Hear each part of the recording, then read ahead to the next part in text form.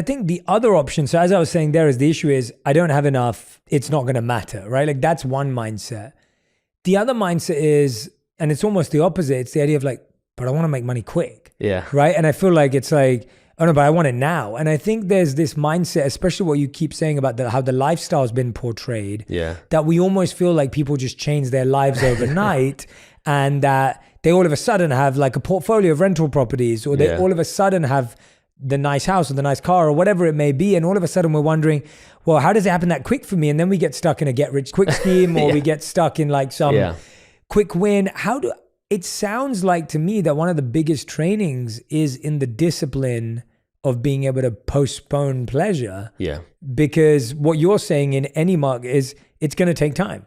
Like you had to save up four to 8,000 for your first condo that you bought. Yeah. First of all, you had to work for that money. You had to save that money so that you could invest it. Then you were able to buy this 8,000 condo, which obviously has had great, growth, I'm sure.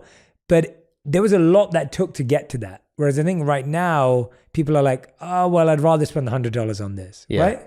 It's a real decade of sacrifice. And there's really no way around it if you want to fast track your way. Now, the best investment you can make if you want the better returns, the bigger returns, is by investing your money in yourself.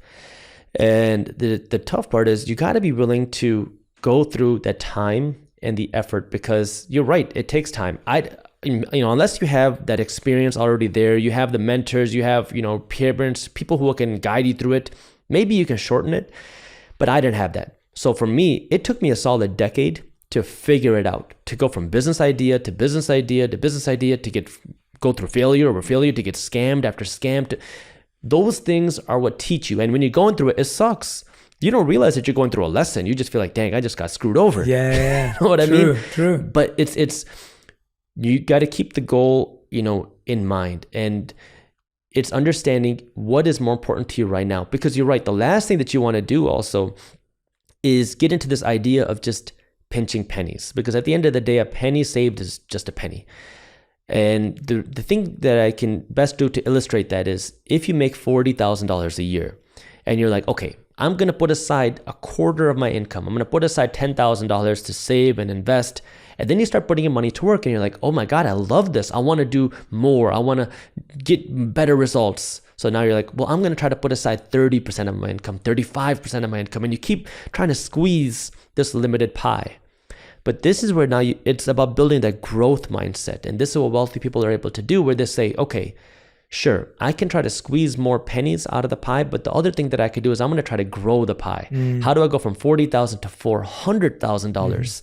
And you might hear that thinking, how in the world am I going to go from 40 to 400? Like it just sounds impossible and so far away. And at that point, it might seem the way, but the first step, like you said, it's that mindset. That's why I call minority mindset, because all success starts with your mindset. You have to be wealthy here before you can be wealthy in your bank account. And you have to understand how your mindset plays a part in it, because now if you tell yourself you can't do it, you can't. Yeah. But if you tell yourself you can, then the next thing you're going to do is you're going to say, how do I go from 40 to 50? 50 to 100. You're going to start watching YouTube videos. You're going to start putting in work. And as you start to make more money, now you're going to be able to answer that question of, what do I want to do with this money? Do I want to go out and buy a new Beamer? Or do I want to go out and invest in my business? Do I want to go out and buy a rental property? Do I want to go out and invest in stocks? Do I want to go out and invest in a startup? And now you can make these decisions because you have that financial education. And this is why, anytime I talk about the hows of, things that I say you should do to become wealthy, I always talk about how you invest and grow your money last. Because if you don't know how to save that money, if you don't know how to invest that money, earning more money doesn't do you any good until you know how to do that. Because now earning more money has the most impact, because now you know how to put that money to work. You have the system. Yeah.